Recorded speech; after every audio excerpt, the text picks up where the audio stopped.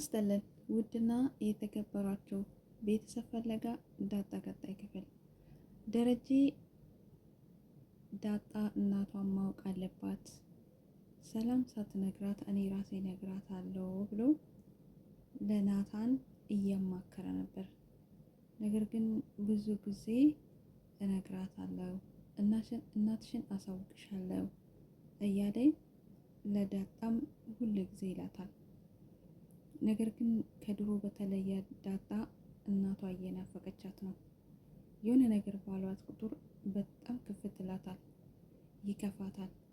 ምክንያቱም በፊት ከኤቢ ጋር ተያይዛ አባቷም በኤቢ ምክንያት እንዲሁም በራሷ በዳጣ ምክንያት እየተጨናነቀ ስለነበረ አባቷን ብዙ ጊዜ ማስጨነቅ አትፈልግም።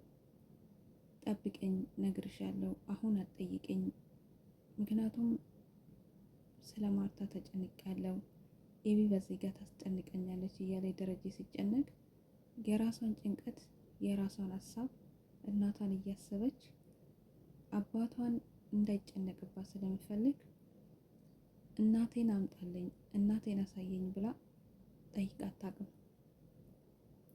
ነገር ግን ስለ ደብዳቤው ከሰማች በኋላ ብዙ ጊዜ ትጠራጠራለች። ናታን ለምንድን ነው ስለ ደብዳቤ የደበቀኝ? ኤቢም ስለ እውነት ትናገራለች። ስለ ደብዳቤ ያውቃለች። ለምንድን ነው የደበቀችኝ? ስለዚህ እዚህ ቤት ውስጥ የሆነ ነገር አለ ማለት ነው። ተኝታም ሰላም በህልማ ትመጣባታለች። ምክንያቱም ሰላም ብዙ ጊዜ እንክብካቤ ታደርግላታለች። ምግብ ለብቻ ትሰራላታለች፣ እየሳሳችላት። ከወለደች በኋላ እንኳን ዳጣ እሷን ጠየቃ ለመሄድ ስትሄድ ልዩ በሆነ ሁኔታ ነው። ዳጣን ስትቀር እንኳን የት ነሽ እያለች ለምን ጠፋሽ፣ ለምን አትመጪም እያለች ትጠይቃታለች። ግን ደግሞ ደረጀ እንዳትናገሪ እናት መሆንሽን ስላላት የደረጀን ትዕዛዝ ተቀብላ አትነገረቻትም። አሁን ግን ዳጣ ሆድ እየባሳት ነው። ምክንያቱም ማርታም እህቷ ንቂ፣ ከእንቅልፍሽ ተነሺ፣ ዳጣ ምን ትሰራለች እዚህ ቤት? ምናልባት ደረጀ ወልዶ ቢያመጣስ? እንኳን አይደለም ዳጣ፣ ሰላምዬ አሁን የወለደችው ልጅ ውሃን ይመስላታል፣ ከቤቶችሽ ውስጥ የሆነ ሰውን ይመስላል እያለች በግድ ወቅ እያለች ማርታ ሄቷን ትቀሰቅሳታለች። ማርታ በሷ ምክንያት ራሷ አሟታል። በፊትም ማርታ ዲኤን ምርመራ እስከምታደርግ ድረስ ደርሳለች በጥርጣሬ የተነሳ። ግን ደግሞ ናታን ምርመራውን ውጤቱ እንትኑን ቀይሮ ስለነበረ ውጤቱ ትክክል አልመጣላትም። ስለዚህ በቃ አይደለም ብላ ነው የተወችው። አሁንም ደግሞ እህቷ ዳግመኛ ጥርጣሬ ውስጥ እንድትገባ እያደረገቻት ነው። ኤቢ እንኳን ልብ ገዝታለች። ኤቢ ያኔ እንደዛ ለእናቴ ሳልናገር እናቴ ሳሰማ ታው መውጣት አለበት ስትል የነበረችው ልጅ አሁን ወደ ልቧ ተመልሳ እናቴ ስትሰማ እኮ ይሄ ቤት አይሆንም፣ አባቴን ጥላው ትሄዳለች፣ ይሄ ቤት ይፈርሳል እያለች ያቺ ኤቢ ልብ ገዝታ በትዕግስት አባቷ እንድነግራት እየጠበቀች ነው። ምክንያቱም ባለፈውም አባቷ ሲያለቅስ ንገራት፣ አሳውቃት፣ ያለውን ነገር ሁሉ ይታወቅ፣ ለእናቴ ንገራት ብለዋለች። ደረጀ ግን ዛሬ ነገ እያለ ለማርታም ሳይነግራት ማርታ ምናልባት ውጪ በኋላ ላይ በራሷ መንገድ ወይንም ደግሞ ከውጭ የምትሰማ ነው የሚመስለኝ። አሁንም ለዳጣ እናትሽን አስታውቅሻለሁ ብሏት ነበር። ዳጣ ግን ከቀሟ በላይ የሆነ ነው። አንቺ መንገድ ዳር የተገኘሽ ሂጂ እዛው መንገድሽ ላይ እያለቻት የማርታ እህትም ብዙ ጊዜ ባሽሙር ትናገራታለች። ስለዚህ በቃ ከአቅሟ በላይ ሆነ። ሰላምዬን ተሰብስቦ ለመጠየቅ ሲሄዱ ዳጣ ዛሬ ጥያቄ አለኝ ኤቢ ስለ ሰላም ወይንም ደብዳቤው የጻፈችው ስለምንድን ነው ነገር ብላ መኪና ውስጥ ጠየቀቻት። እሷም ደነገጠች። ናታን ግን ስለምትወድሽና ስለምትቀርብሽ ነው እና እናት ነኝ ብላ የጻፈችው ብሎ መለሰላት።